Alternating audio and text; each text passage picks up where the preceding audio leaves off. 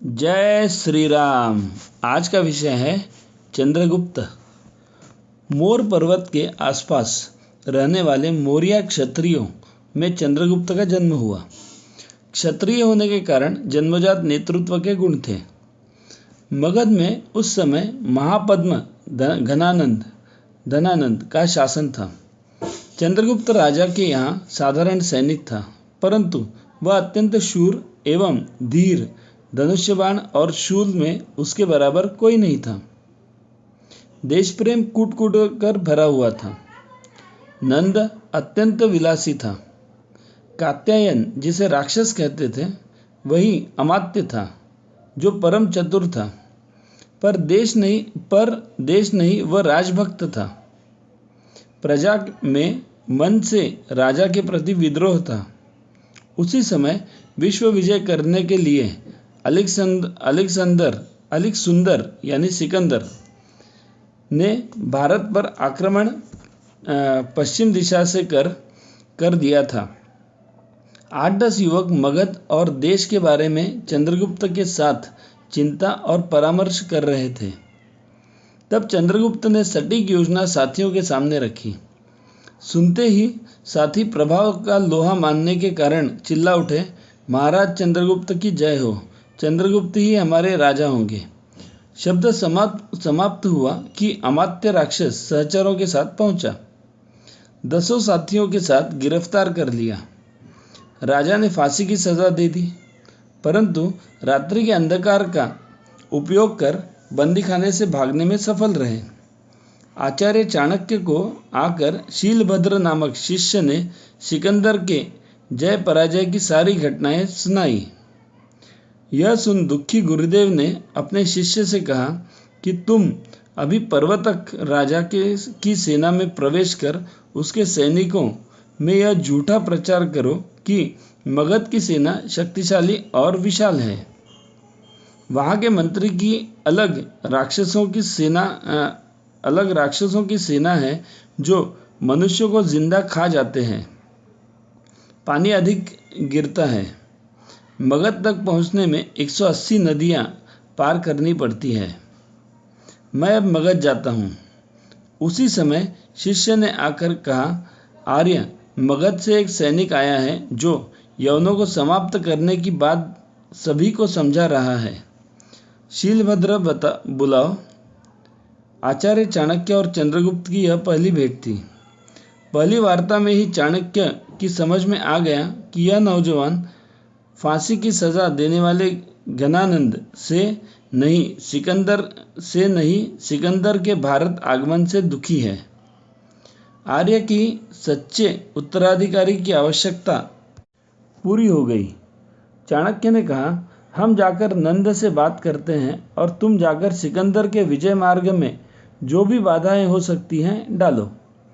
आर्य की कुसुमपुर यानी पाटलिपुत्र में तक्षशिला में पड़े साथी अमात्य राक्षस के साथ दूसरे दिन राजा नंद ने नर्तकियों के बीच बैठे नृपति से सिकंदर के आक्रमण व भयावहता बताकर उसे पंचनद पर सेना द्वारा रोक देने के सुझाव पर क्रोधित हो नर्तकियों द्वारा अपमानित कर चाणक्य को निकाल दिया गया।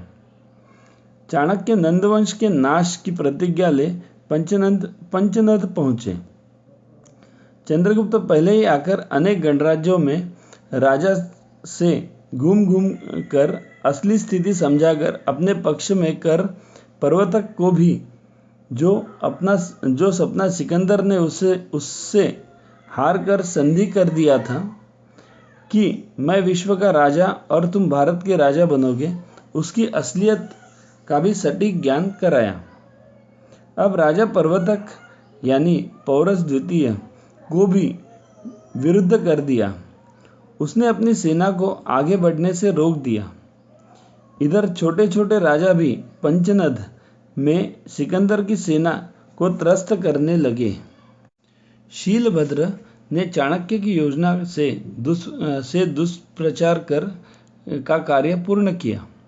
परिणाम सिकंदर के सिपाहियों की हिम्मत टूट गई। मगध का नाम सुनते ही जुड़ी आने लगी।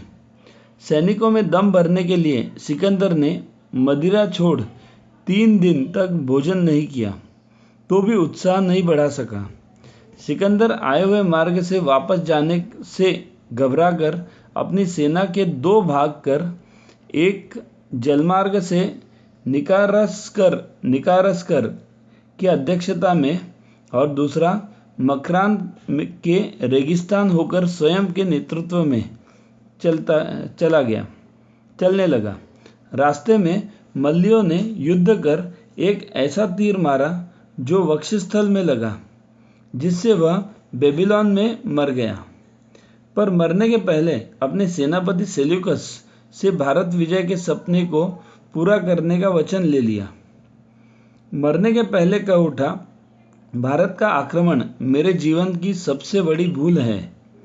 चंद्रगुप्त और चाणक्य सोचने लगे, भारत में शक्तिशाली साम्राज्य स्थापित करना है। प्रवर्तक और नंद, एक महत्वाकांक्षी, घोर, दूसरा विलासी है और बाधक है। चाणक्य ने कहा, हम पाटलिपुत्र में विद्रोह पैदा करते हैं और तुम सेना लेकर चढ़ाई की तैयारी करो। मंत्री राक्षस और सेनापति भागुरायण में मनमुटाव व सामंत शकटार को अपनी तरफ मिलाकर उपयुक्त समय के बारे में सोच रहे थे कि चंद्रगुप्त के दूत ने आकर कहा, आर्य, सहकारी, सिंधु, मलय, कश्मीर नरेश, कुतुल, वाहिक, अश्वक, सुद्रक, गालब, कंबोज, गांधार आदि सबको चंद्रगुप्त ने अपने साथ मिला लिया है। आपका क्या संदेश है? चाणक्य को तभी पता चला, नंद ने सुमाल्य के युवराज बनाने की तिथि तय कर दी है। लगता है यही दिन उपयुक्त रहेगा, कहकर दूत वापस कर दिया। नियत समय पर चंद्रगुप्त ने प्रवर्तक सहित अन्य राजाओं के साथ मगध पर चढ़ाई कर दी। जब राजा हाथी पर सवार होकर युवराज बनाने के लिए सभा में जा रहा था, तभी खचमकच भीड़ में से अपनी कटार से राजा नंद का प्राणांत कर दिया। सेनापति के आदेश न देने से सेना ने भी सहयोग नहीं किया। पुत्र सुमाल्य भी मारा गया। महाराजा चंद्रगुप्त के नारों से मगध गूंज उठा। महत्वाकांक्षी प्रवर्तक को चाणक्य ने विलासी होने से विषकन्या भेजकर दूसरे दिन ही अंत कर दिया। सेल्यूकस ने भारत विजय की कामना से अमात्य राक्षस के पास दूत भेजा, जिसको अमात्य ने यह कहकर लौटा दिया, प्रवर्तक भारत का अंतिम देशद्रोही था। वह वहां पहुंच चुका है जहां सिकंदर पहुंच गया है।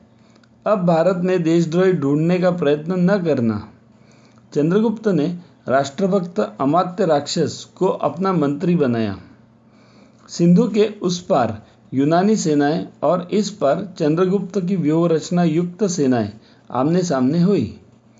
व्यूह रचना के कारण करारी पराजय के कारण सेल्यूकस ने संधि का आग्रह किया। महामात्य चाणक्य ने फिर कभी भी भारत पर आक्रमण न करने की प्रतिज्ञा करवाकर विदित 4 राज्य चंद्रगुप्त को देकर पुत्री हेलेना से विवाह भी कर दिया। बहुत काल तक उनका दूत मेगस्थानीज राजा के दरबार में रहा। 12 वर्ष की अवधि में मध्य एशिया तक चंद्रगुप्त ने अपने राज्य का विस्तार किया। भारतीय आदर्शों के अनुरूप महामात्य चाणक्य के साथ चंद्रगुप्त मौर्य ने भारत पर शासन किया। यह भारत का स्वर्ण युग था। भारत माता की जय।